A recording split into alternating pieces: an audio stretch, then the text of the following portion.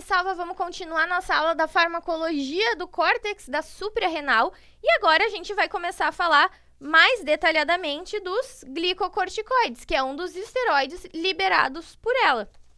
Bom, aqui a gente tem então a fórmula molecular de um dos mais importantes esteroides liberados, que é a hidrocortisona. Então, aqui só para mostrar, né, a cara que esse esteroide tem, que é um esteroide que vai ser mais importante e talvez é o mais conhecido. Bom, mas vamos ver então onde que a gente encontra esses glicocorticoides. Então, no sangue a gente sempre vai ter. E o que acontece? O que vai diferenciar é que, por exemplo, numa pessoa saudável, a gente vai ter uma variação ao longo do dia na concentração desses glicocorticoides. Por exemplo, de manhã, a gente tem uma concentração alta e ao longo do dia vai diminuir, chegando nas concentrações mínimas à noite. Então, isso aqui só para mostrar o declínio da concentração dos glicocorticoides, que vai diminuir, então, ao longo do dia.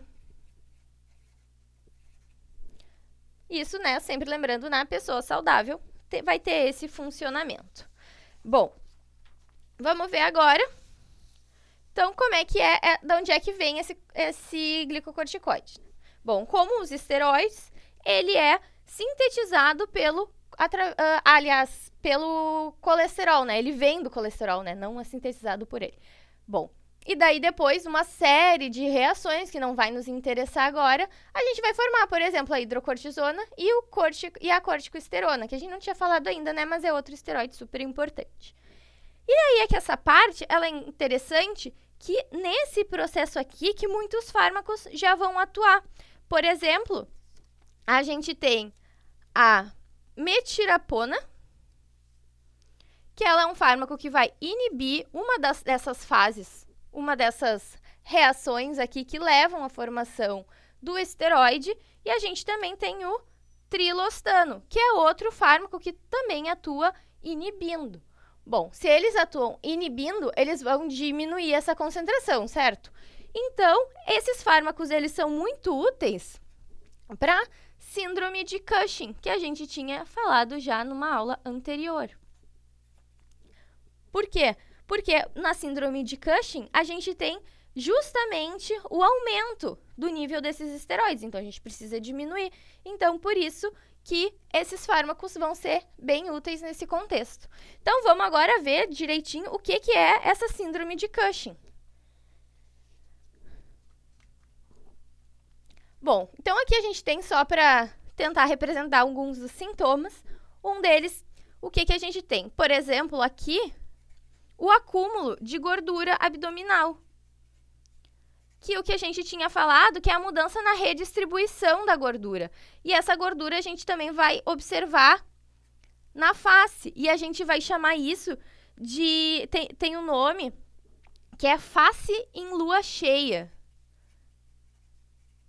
que é justamente por isso, por causa desse acúmulo que tem, formando assim, uma face mais gordinha. Outro sintoma bastante importante, então, aí junto nesse face em lua cheia, a bochecha avermelhada, isso também. Outros sintomas que a gente tem, os braços e as pernas mais finas, por quê? Por causa de uma atrofia muscular. Além disso, a gente tem outros sintomas que é a cicatrização deficiente. Isso aqui é tipo um cortezinho, então, só para a gente lembrar da cicatrização, que fica prejudicada nesse contexto. E também, né, não dá para ver no desenho, mas outro sintoma importante é a pele fina. Então, a gente tem esse maior afinamento da pele. Então, esses são os principais sintomas da síndrome de Cushing. Bom, vamos ver agora, então, como é que se dá o mecanismo de ação desses glicocorticoides.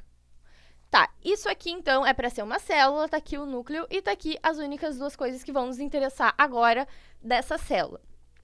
A gente tem aqui um receptor que é intracelular e está no citoplasma, que se chama GR-alfa.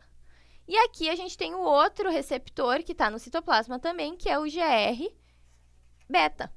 Então, o que isso vai nos interessar? Porque os glicocorticoides, eles atuam nesses receptores intracelulares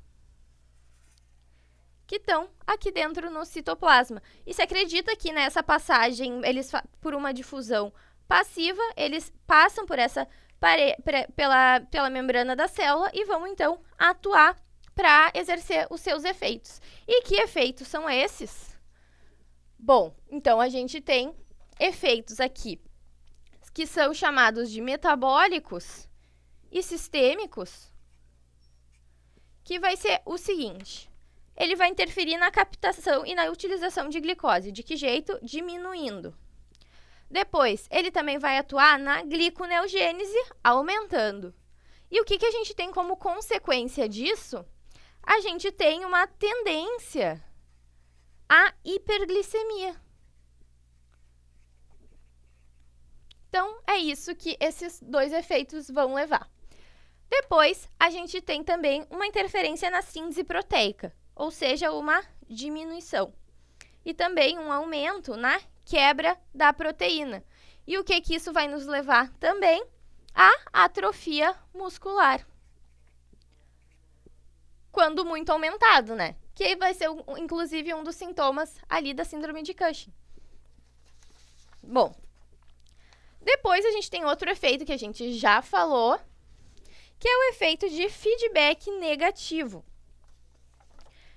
Então, o que tem nesse efeito aqui? Bom, ele pode diminuir tanto, e o uso de esteroides exógenos, eles podem chegar a levar à atrofia do córtex da medula. Da medula não, né? Do córtex da medula não faz nenhum sentido. Do córtex da suprarrenal. E daí, e pode depois, o uso de esses esteroides exógenos, né, por algum motivo, por alguma doença que tu tenha que ter feito uso crônico, ele pode levar meses para se recuperar. O córtex, ele pode, depois dessa atrofia, ele pode levar muito tempo para voltar ao normal.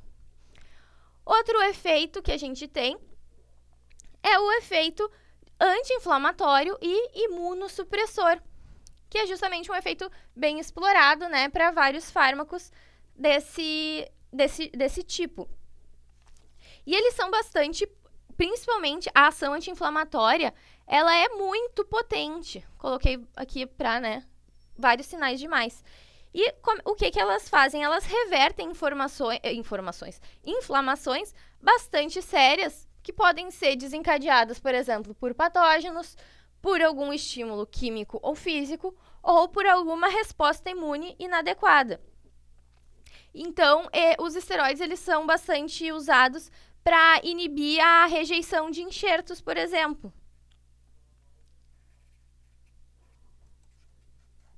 Opa.